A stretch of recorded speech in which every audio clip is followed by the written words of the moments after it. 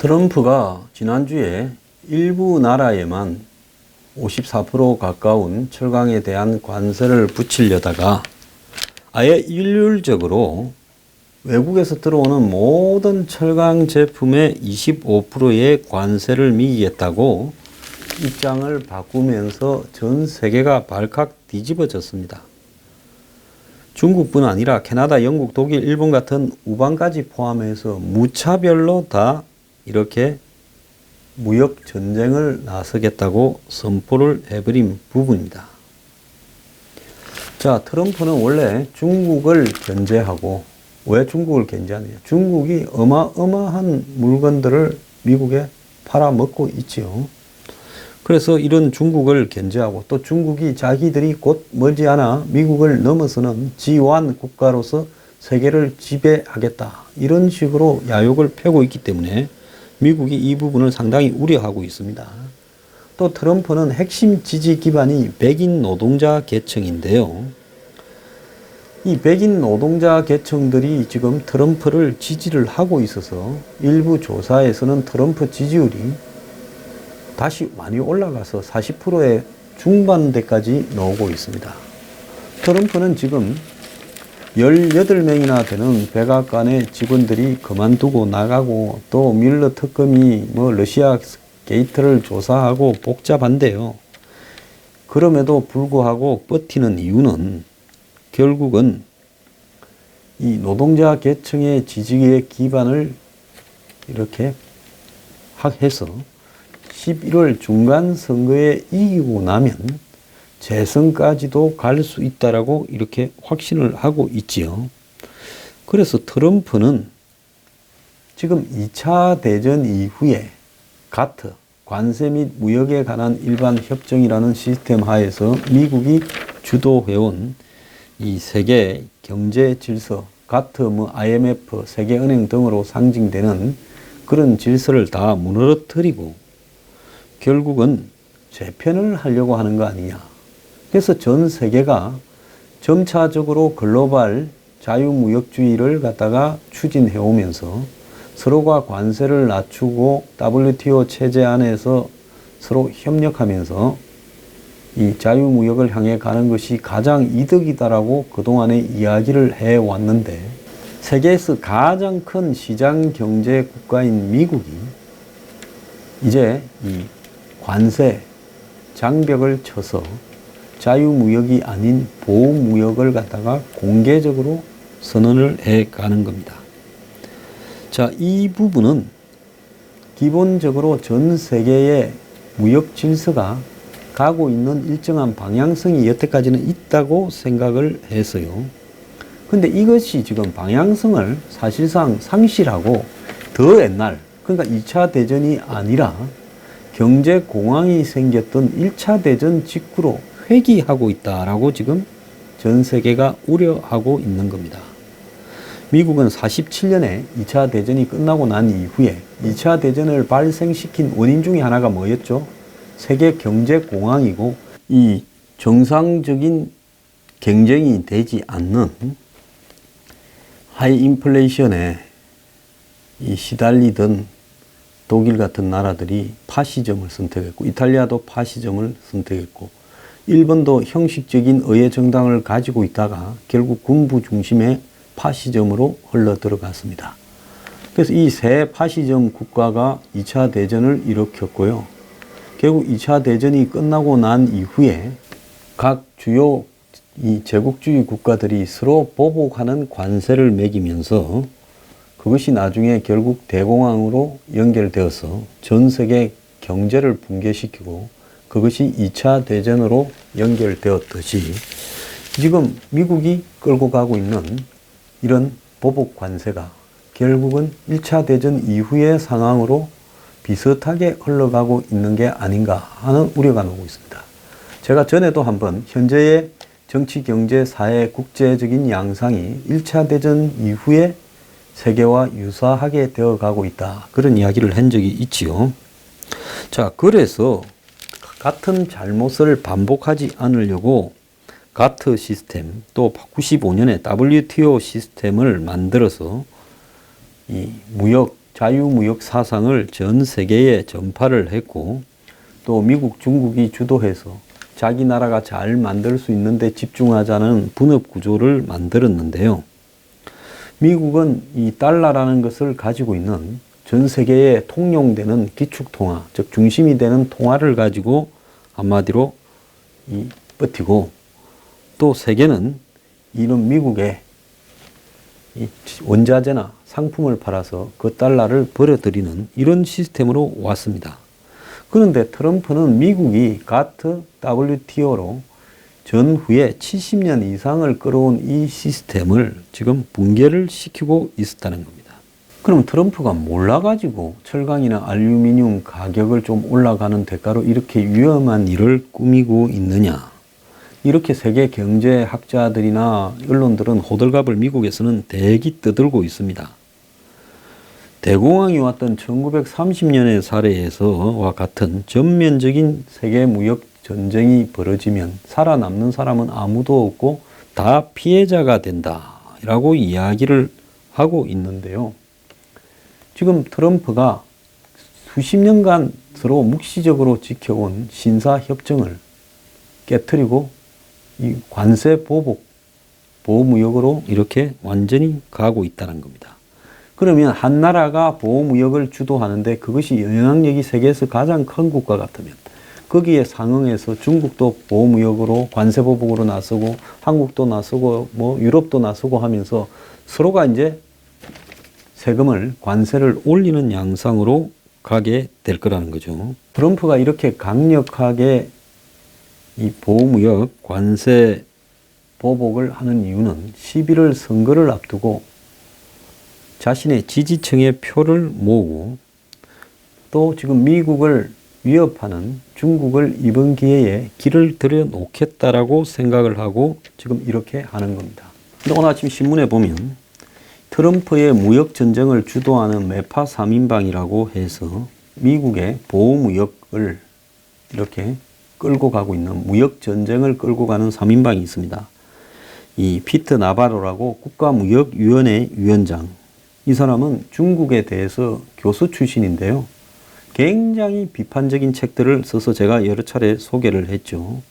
그리고 윌버로스 상무장관, 그리고 이 로버트 라이트하우즈 무역대표부 대표 이 세 사람이 트럼프의 신임을 받고 지금 이걸 주도해 가는데 문제는 여기에 상당히 중국을 경계하는 이념적인 부분과 특히 미국의 국익을 지켜야 되겠다라는 국수주의적인 부분이 이 바닥의 정서에 자리를 잡고 있다는 겁니다. 이게 단지 서로 간에 한번 서로를 테스트하고 길들이기 위한 부분이라면 문제가 덜 심각한데요. 그런 차원을 좀 넘어가 있다라는 부분이 지금 지적되고 있습니다.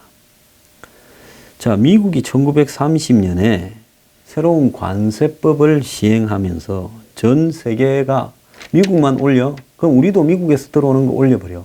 해서 당시 미국과 유럽 선진국들이 서로 앞다퉈서 관세를 올려버렸습니다. 그래서 이렇게 관세를 올리다 보니까 어떤 일이 생깁니까? 이제 무역량이 줄어들겠죠. 이때 1930년에 이 스무트 홀리 법안이 통과되었는데 원래는 농산물에 대해서 수입 농산물에 대해서 관세를 높이는 거였는데 심의 과정에서 2만 1000개 품목으로 늘어나 버리고요. 그렇게 되면서 평균 관세율 수준이 60%로 미국 역사상 최고 높은 수준이었습니다. 지금 철강 관세를 24%만 올린다는데 난리 났는데 60%를 2만 1000개 품목에 올린다고 한번 생각해 보십시오. 그렇게 되니까 캐나다, 프랑스 등의 나라들이 다 관세를 올렸고 영국도 대표적인 자유무역 국가였는데 그걸 포기하고 모든 상품에 25%의 관세를 올렸습니다. 그러다 보니 29년에 이 84억 4천만 달러였던 전 세계 교역액이 33년에 4년 만에 30억 달러로 3분의 1이 줄어버렸어요. 왜? 관세가 올라가니까 비싸지니까 이제는 안 쓰는 거죠. 자, 그렇게 되면서 세계 경제가 다 국제 간의 무역이 축소되면서 내수하고 수출이 다 붕괴됐어요. 수출은 당연히 가격이 비싸지니까 상대방이 수입하려는 사람이 없어지는 거고, 그 다음에 내수라는 것도 결국은 수입되어서 들어오는 물건 가격이 비싸니까 그때는 나라마다 이렇게 모든 것을 생산하는 게 아니라 수입해서 많이 먹고 살았죠. 근데 이제는 이 수입도 이렇게 별로 안 하게 되니까 결국은 소비가 축소되면서 경제가 덩치가 이만해졌으면 농구공만한 게 야구공 모양으로 줄어드는 겁니다. 자, 그렇게 되면서 결국 각국은 그동안의 거품이 꺼지면서 주식시장이 붕괴되고, 이제 그러면서 주식에 대출을 해줬던, 땅에 대출을 해줬던 금융기관들이 또 붕괴되면서 대공황이 오게 되면서 은행들이 전부 뱅크런 돈 찾아가는 줄로 서고, 그래서 금융기관이 파산을 하면서 세계 경제가 엉망진창으로 되어가 버렸던 것입니다. 그래서 가트가 출범할 때 이 세계 무역량이 1200억 달러인데 2016년에 32조 2100억 달러로 270배가 늘어났다는 거예요. 그래서 이 자유무역이 세계의 경제를 성장시키는데 중요한 역할을 해왔는데, 미국의 변덕스러운 트럼프 때문에 이제 그것이 깨지게 됐다라고 미국 안에서도 지금 비판을 하고 있는데요. 이제는 수출 수입 의존도가 높은 나라가 이 보호무역으로 입을 타격이 가장 크죠.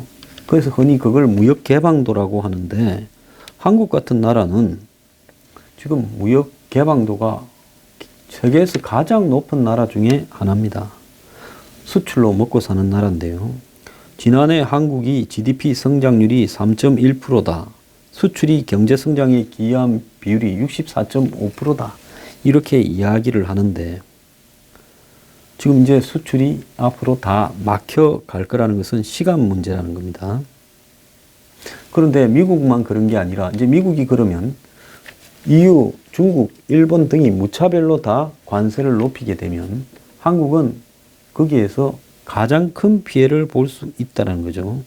자, 그런데 천하태평인 이 정권은 지금 미국 트럼프 발 보호무역이 앞으로 어떤 효과를 낳을 건가? 아무도 지금 예측이 불가능한 상황입니다. 자, 한국이 지금 54% 우리만 12개 나라하고 맞으려다가 지금 문 대통령 지지한 사람은 그래요. 저한테 누가 이렇게 문자를 따라가 너네 난리 치는데 결국 한국뿐 아니라 전 세계에 다 하지 않느냐, 이렇게 이야기를 합니다. 한국이 트럼프에 찍혀 있다라는 것은 그건 기정사실이에요. 그걸 갖다가 부인하면요, 그거는 논의의 대상도 안 되는 거고, 한마디로 안보와 통상이 분리되어 있다라고 주장하는 무식한 사람은 대응할 가치조차도 없는 겁니다. 경제학의 이 원론 같은 데는 무역 규제가 자유무역에 따른 이득을 저해하고 전체적으로 얻을 수 있는 경제적인 효과를 감소시킨다라고 이야기를 하지만은, 사실은 이것은 원론에나 나오는 이야기고 각 나라별로는 여기에 대한 것은 크게 관심이 없습니다. 지금 경제학 교수 출신인 미국 국가무역위원회 NTC의 나바로가 이 지금 강경 보호무역과 높은 관세에 앞장서고 있는데요.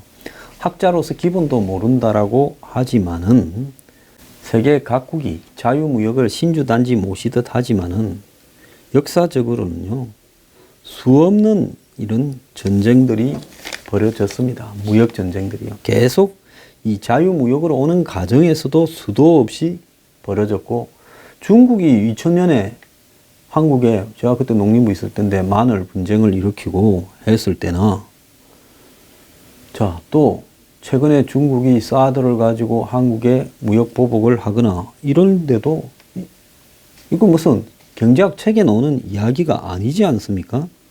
자, 근데 이런 부분들을요, 너무 원론적으로 대처하면서 WTO에 제소하니 이야기만 하고, 그 다음에 트럼프가 지금 대통령 당선되고 1년이 넘도록 지금 정부 각 부서들은 이 대책을 고민도 안 하고 생각도 안 하고 국가 전체에 이런 보호무역으로 이렇게 회귀하는 경향에 대해서 전체를 통제 관리하는 기구조차도 제대로 지금 없는 상황입니다. 한국 통상조직끼리도 서로 갈등이 있는 상황이고요. 결국 이번에 이 트럼프의 수가 미국 내에 자신의 지지층을 결집시켜서 그들의 분노를 외국에서 들어오는 값싼 물건들 때문에 당신들이 일자리가 없어지고 공장이 없어졌다라고 아주 단순한 논리로 정치적으로 접근하고 있는데요. 이 부분이 지금 트럼프를 비판하는 뉴욕타임스나 워싱턴 포스트의 비판으로 해결될 문제가 아니고 이것이 트럼프 임기 내내 지속될 가능성이 있다는 겁니다. 그렇다면 한국이 특히 북핵 위기에서요, 북한과 물밑으로 이렇게 흔히 하는 말로 짜웅을 하면서 이 문제들을 마치 안보는 안보, 경제는 경제다라고 분리해서 이야기를 하고 또 북한과 지금 위험한 한마디 이 특사를 보내어서 미국을 설득하려 하고 이러다가 미국하고 제대로 한번 감정이 상하게 되는 상황이 오거나 신뢰를 잃게 되면 미국이 거의 전방위로 한국 경제를 난파할 가능성이 커진다는 겁니다. 자, 그렇게 본다면 삼척 동자도 올 하반기부터 한국 경제가 모든 측면에서 무너질 거라고 다 예측을 하고 있는데요. 이 정권은 도대체 누가 신경을 쓰며 공직자는 어떤 대응을 하고 있는지. 자, 이제 대공황 같은 사태가 와서 경제가 한번 무너져 봐야 정신을 차리겠습니까? IMF 겪었으면 정말 조심해야 될 일 아닙니까? 그러면 냉정해야죠. 내 실력과 상대 실력을 알고 또 정치와 경제는 분리된 게 아니라는 것도 알고 그러면서 우리가 어떻게 해야 되겠는가 하는 부분까지 고려하면서 지금 불려불급하지 않은 한국이 지금 북한 문제를 해결한다고 해결되겠어요? 그럼 이건 우리로서는 불려불급한 게 아니에요. 미국과 전 세계가 하는 부분에 보조만 맞추면서 우리는 그들과 같이 가면서 신뢰를 쌓는 게 중요한데요. 이 문제를 가지고 당장에 무슨 북핵 문제를 해결할 실마리가 나올 것처럼 한국이 설쳐대면서 우방들과 신뢰까지 상실했을 때 나중에 경제에서 한국이 치를 대가는 엄청나게 커질 수 있다는 겁니다.